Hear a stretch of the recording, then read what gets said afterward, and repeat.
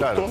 Doctor, bueno, lo que estamos hablando todo esto a raíz de lo que ustedes están viendo ¿no? en pantalla, que tiene que ver con que se encontró finalmente un artefacto explosivo en un edificio en la comuna de Las Condes. Esto lo dio cuenta incluso la ministra del Interior, Carolina Toá. Vamos a tomar contacto con una persona que le ha tocado también convivir con esto desde el punto de vista del Estado. Catherine Martorell, abogada, militante de RM, ex subsecretaria de Prevención del Delito. La tenemos en pantalla. Muchísimas gracias por estar junto a nosotros. Y bueno, ¿cuál es su primera impresión de la información que manejamos hasta el minuto con respecto a esta bomba, ¿no? La ministra del Interior dijo, era una bomba la que se encontró en este edificio en el barrio El Golf. ¿Cómo está? Hola, un gusto saludarlos y aprovechar de saludar a todos en el panel, felicitarlos por esta nueva etapa del matinal y desearles mucho éxito. Bueno, me parece que es sumamente complejo lo que estamos viendo. Estamos nuevamente enfrentando situaciones de artefactos incendiarios o de artefactos explosivos. Nosotros tuvimos en un minuto, después del estallido social, algunos casos, pero la verdad es que habíamos dejado de ver situaciones como esta y situaciones donde además se pone en riesgo la vida de muchas personas, porque lo que sí habíamos visto son aparatos, muchas veces que no eran y otras veces que estaban instalados pero en lugares afuera, para efectos de generar la explosión, pero uno no quiere decir no generar daño, pero sí generar mucho temor en la población. Pero hoy día estamos viendo un artefacto que podría costar vidas y eso me parece que es de una gravedad mayor. Veo que hay un gran despliegue policial, que está el GOPE de carabineros trabajando en el lugar. Aquí hay muchas personas inocentes que podrían sufrir daños. No sé si ustedes recordarán en su minuto cuando tuvimos la explosión en el metro. En el metro, ¿se acuerdan? Sí, ¿Cierto? En el metro Escuela Militar, sí, donde existió personas que terminaron heridas, sí, personas que perdieron extremidades. O sea, esto es de una gravedad absoluta y es de las cosas que como sociedad no nos podemos permitir, porque es sumamente grave. Usted cuando usted era parte de la Subsecretaría de Prevención del Delito, de todos modos, buenos días y muchas gracias por estar con nosotros, no la había saludado. Sí, aprovechamos saludar. Sí. Buenos días. Advirtieron, ¿cierto? Se trataba de grupos organizados, lobos solitarios, como dice el doctor Mañalich, que también existen. ¿Qué pudieron identificar en las investigaciones que se hicieron? Bueno, las investigaciones que se hicieron y en particular a nosotros nos tocó enfrentar, yo creo que el doctor Mañalich se va a acordar, una explosión en la comisaría de Huechuraba y un intento que no llevó finalmente a puerto, menos mal, en una empresa y en un edificio corporativo. En ese caso no estábamos hablando de lobos solitarios, sino que más bien eran organizados. Pocas personas, no muchas, pero y que no solamente habían estado vinculados a causa, sino vinculadas a otras. Incluso nosotros pudimos ver que, y ustedes yo creo que lo recordarán porque como periodista les debe haber tocado ese caso, de esta organización que finalmente fue absuelta en Chile, que fue a España, que en España finalmente sí logró cometer los mismos delitos y luego en Chile tuvo que enfrentar la justicia, ¿cierto? Después de una extradición, pero finalmente estamos hablando en general de grupos organizados. Cuando vemos este ejemplo que les daba yo antes de situaciones en que explota una bomba sola, que llega un ciclista que deja la bomba y que generalmente la deja en un lugar de noche donde no hay personas, esos son más bien lobos solitarios, como decía el doctor Mañalich, pero en este tipo de casos es crimen organizado. Sí, y quizás también nos faltan más herramientas para obtener pruebas contundentes para poder frenar esto, porque más allá de quienes sí tienen la intención, estos inescrupulosos, de generar daño concreto, hay otros que es solamente para generar inestabilidad, incertidumbre, miedo, como por ejemplo solamente mencionar que el 17 de octubre en una micro en Huechuraba se encontró un aparato que simulaba ser un artefacto explosivo. Entonces, eso se trata de generar también un daño psicológico a la sociedad. Ya estamos bien golpeados, pero hacer como que haya una bomba, o sea, imagínense lo que pasa por la mente de esa persona para generar esta sensación de pánico todavía, y que a cualquiera le puede ocurrir, porque además esto termina siendo como el cuento del lobo. No, es que mira, esto puede ser como no puede ser, pero de verdad eso se puede perseguir. ¿Qué nos falta a nosotros? Bueno, yo creo que primero es muy importante lo que tú acabas de decir, Priscila, en el sentido de generar temor. Y eso es uno de los elementos del terrorismo. Cuando uno habla de terrorismo, lo que se busca, ¿cierto?, es infundir terror. ¿Qué herramientas nos falta? Nos falta tener una ley antiterrorista que esté a la altura y que entregue técnicas especiales de investigación y que entregue más atribuciones a nuestras policías. Lamentablemente, la ley antiterrorista, la reforma, ha estado descansando en el Congreso y es algo que requiere de la máxima urgencia, como otras leyes más y que están relacionadas con lo que estamos viviendo como sociedad. Ya, cuando hablamos de esta ley antiterrorista, para ir aterrizando esto, ¿en qué nos ayudaría? ¿Qué herramientas nos daría, a diferencia de lo que tenemos ahora?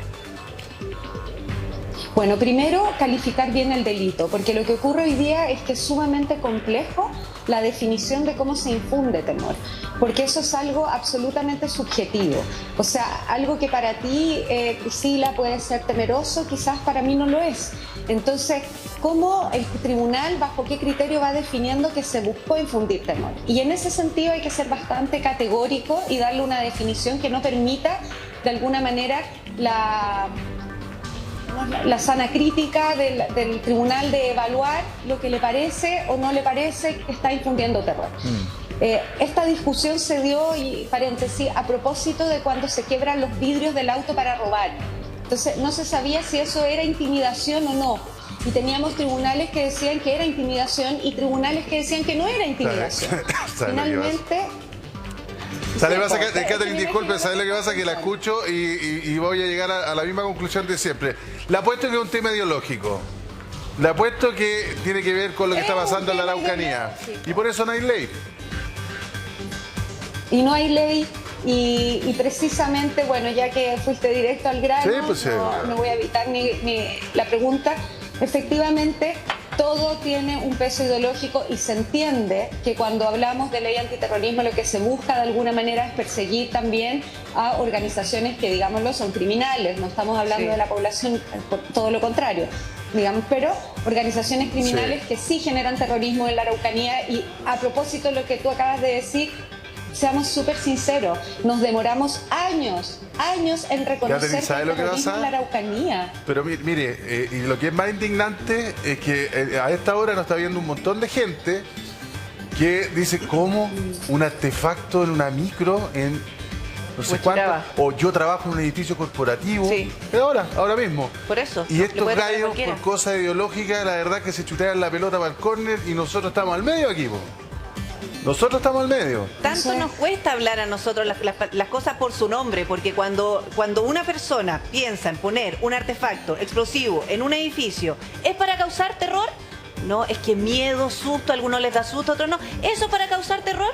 Por otra parte, una persona hace como que hay una bomba y todo. ¿Es para causar terror? Entonces, ¿qué es? Igual, terrorismo, ¿o no? ¿Por qué nos cuesta tanto? Exactamente, y no nos puede. Exactamente, no nos puede costar tanto. Y yo creo, y lo he dicho muchas veces, en materia de seguridad no podemos seguir dejando la ideología como base de la discusión, porque esto es una urgencia para los ciudadanos y porque es algo que tiene que ser transversal, que no puede distinguir en colores políticos. Y lo que ocurre es que tenemos un montón de leyes que no se han aprobado y que ha permitido también que vaya creciendo la delincuencia. La delincuencia innova, avanza rápido. Claro. Y cuando uno le da espacio a la delincuencia, va a seguir creciendo. Entonces, tenemos una pila de proyectos de ley que son súper importantes. Chile es un país legalista, donde todas las atribuciones están en la ley. Entonces, necesitamos avanzar en eso y avanzar sin trauma, sin miedo, ahora también, para Catherine, llevarle seguridad a las personas. Yo comparto el tema de que muchas veces las discusiones se entrampan en el Congreso por cuestiones ideológicas. De hecho, esto partió con una comisión de la presidenta Bachelet que revisaron la ley antiterrorista y todavía no tenemos nada. Pero también hay que hacer bien las cosas. Nosotros lo decíamos más temprano, en muchos temas de casos de bomba, la justicia ha llegado a condenas. Pero también usted hacía mención a dos personas que terminaron condenadas por justamente el hecho que usted decía, pero que anteriormente enfrentaron casos en la justicia chilena y se hicieron las cosas mal. Se presentaron malas pruebas. En esa época el ministro del Interior era Rodrigo Ginspeter, estaba el fiscal Peña. O sea, fue un desastre el caso Bombas 1, si usted quiere. Entonces, cuando las cosas se hacen bien, también se llega a buen puerto. Y aquí no es para sindicar a nadie en particular, pero estoy hablando de los gobiernos, el que sea, de los fiscales, los que sean, y del Poder Judicial, el que sea en el fondo, ¿no? Cuando se hace bien, se llega a buen puerto. Sí, pero sin embargo no es suficiente. O sea, sin duda yo estoy muy de acuerdo en que hay que hacer las cosas lo mejor posible. Y hay que, todos quienes son servidores públicos tienen que dar lo mejor de sí mismos para su trabajo, porque precisamente están para servir a la comunidad. Pero eso no implica que muchas veces se vean amarrados de manos por no tener ni las herramientas ni las leyes que se requieren, y eso se traduce finalmente en que la ciudadanía se queda desesperada porque no tiene cómo acceder a la seguridad, y eso es algo básico en una democracia. Entonces creo que tenemos una deuda, y yo quiero aprovechar el espacio, si me lo permiten, para llamar a un gran acuerdo nacional de seguridad. El presidente Gabriel Boric anunció el 5 de mayo que iba a hacer un acuerdo nacional en materia de seguridad pública. Han pasado, de carácter transversal, han pasado ya varios meses y todavía eso no ocurre. Y yo creo que hoy día hay disposición de todos, por lo menos de la oposición tengo absoluta seguridad, de avanzar en todos los temas de seguridad. Pero cada vez que perdemos tiempo en hacer esto, estamos finalmente permitiendo que aumente el delito. Y eso perjudica a las personas en su calidad de vida, en el miedo, en las terroríficas imágenes que hemos visto de delincuencia este último tiempo. Muy bien, Catherine Martorell, un millón de gracias por esta conversación que hemos tenido. Y nada, le agradecemos su tiempo. Y la vamos a invitar de nuevo, obviamente, para hablar de estos temas, porque la seguridad lamentablemente se toma demasiado la agenda. Lamentablemente digo porque... No, la seguridad, ojalá, en un mundo ideal, en un Chile fantástico, que en algún minuto quizás lo teníamos, no era un tema en el que nos tomáramos la agenda todos los días. Sabíamos. Gracias, Catherine, y la esperamos acá, a ver si viene la próxima semana, pues. Sí, pues de forma presencial, no telemática. Encantada.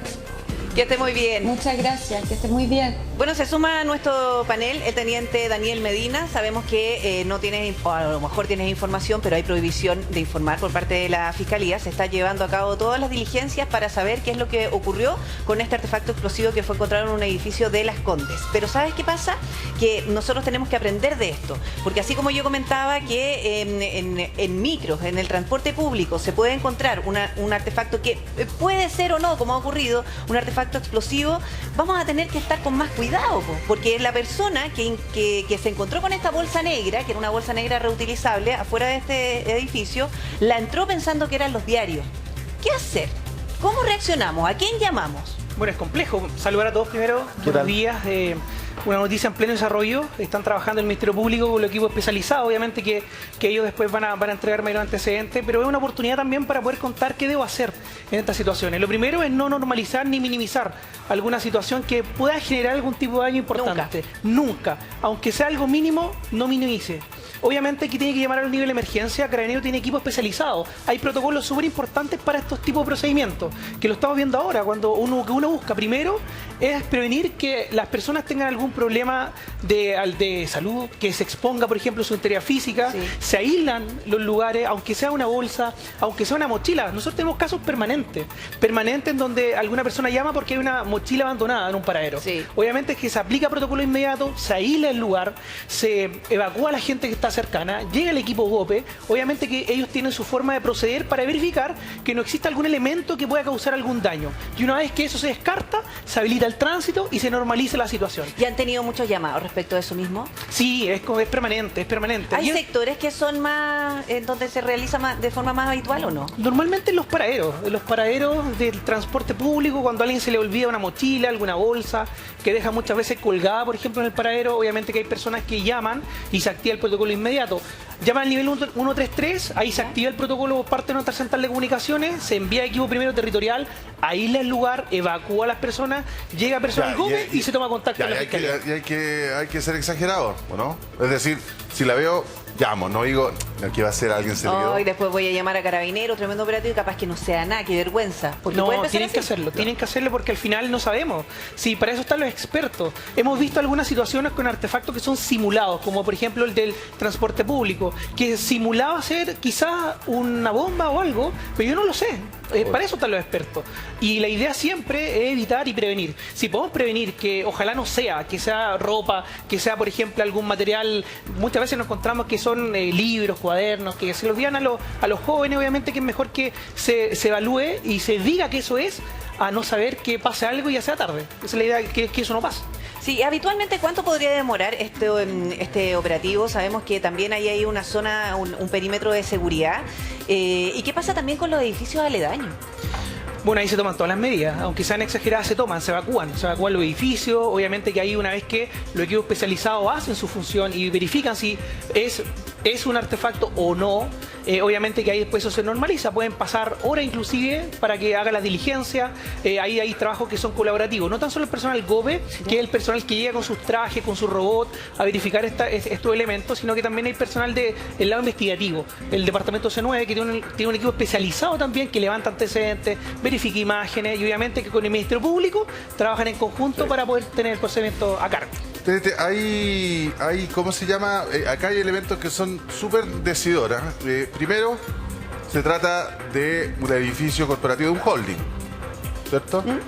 Segundo, doctor, por favor. Yo no sé si he leído muchas novelas, pero lo que quiero decir es que con la información que tenemos, creo que es muy complicado inducir en la opinión pública hipótesis que podrían no ajustarse a la realidad. En ese edificio, o sea, ponerle el edificio Angelini ya es un tema, porque capaz que no haya sido Angelini el destinatario de la bomba. En ese edificio hay muchas oficinas de distinta naturaleza, uno. Segundo, a lo mejor esto fue un tándem, le dejó el paquete y había un segundo encargado de llevar con fines criminales a una oficina concreta para afectar a una persona concreta, como el caso de Hinspeter, ¿no es cierto? Sí. Entonces, en ese, independiente de que es un tema, como digo, abierto, yo creo que es muy riesgoso incluso hablar de que esto tiene un trasfondo ideológico, porque es perfectamente posible que esto sea un acto criminal contra una persona determinada por razones que no conocemos. No tenemos idea tampoco cuál es el fin, evidentemente. Lo que yo estoy haciendo es enumerar ciertos elementos que hay hoy día. No estoy elaborando una hipótesis. Uno, se trata de un edificio de oficinas en un barrio donde hay, qué sé yo. Y este edificio, vamos a evitar el nombre, efectivamente, pero sí funcionan. Ya, pero en Las Condes. En Las Condes. Segundo, y que es lo que más llama la atención, y ahí es donde voy, es la evolución que ha tenido este tipo de temas, que generalmente o eran lobos solitarios, como decía el doctor, o también grupos organizados, como lo vimos en algunos casos. Tiene un sistema de relojería, y ese sistema de relojería, uno perfectamente puede suponer que tenía un destino para dañar a las personas en un horario donde haya mayor circulación, a diferencia como ocurría en otros momentos donde se rompía la vidriera de, qué sé yo, no sé, del Banco Estado o de un banco X. Claro. Sí. Entonces, como el caso de la comisaría en Huechuraba, que claro, finalmente pasó. Que ahí fue por correo. En el fondo, ¿hay una evolución, teniente, respecto de este tipo de casos? ¿Ha habido una evolución con la intención de ya no hacer un daño estructural, sino que hacer un daño personal? Bueno, es cosa de conversar lo que ha pasado durante el último tiempo. Lo que pasó, por ejemplo, hablaban de la estación del metro en Escuela Militar, que queda en un basurero, obviamente que muchas personas les resultaban dañadas. Sí. Lo que pasó también en algunas estaciones del metro, lo que pasó en las comisarías.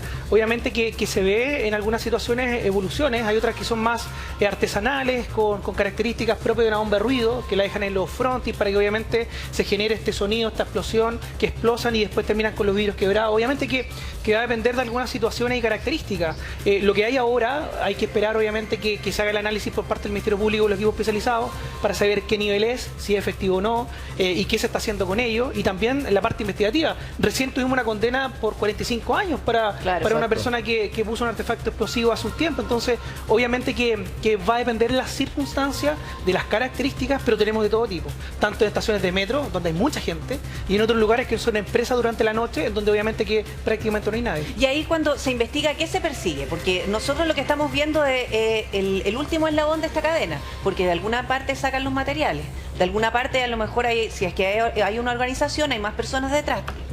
¿Dónde se investiga? La investigación es de largo aliento, porque obviamente que parte del hecho para poder tomar ahí la cronología de cómo llegan, qué utilizan, cuáles son los elementos, cuáles son los elementos que utilizaron, si fue efectivo, el material, con qué material le hicieron, qué tipo de explosivo, pólvora o no, de dónde se consigue, y ahí empieza el equipo especializado con el Ministerio Público a hacer esta investigación. Obviamente que una investigación de largo aliento, porque tienen que ver también conexión, información, investigación, si por ejemplo dónde llegó. Tuvimos un caso acá en Vicuña Maquena, cerca de Plaza Italia, hace un tiempo también que dejaron un paradero, y obviamente que esas son investigaciones que van dependiendo de la circunstancia de cada proceso, porque son totalmente... Pero generalmente es pólvora, ¿no?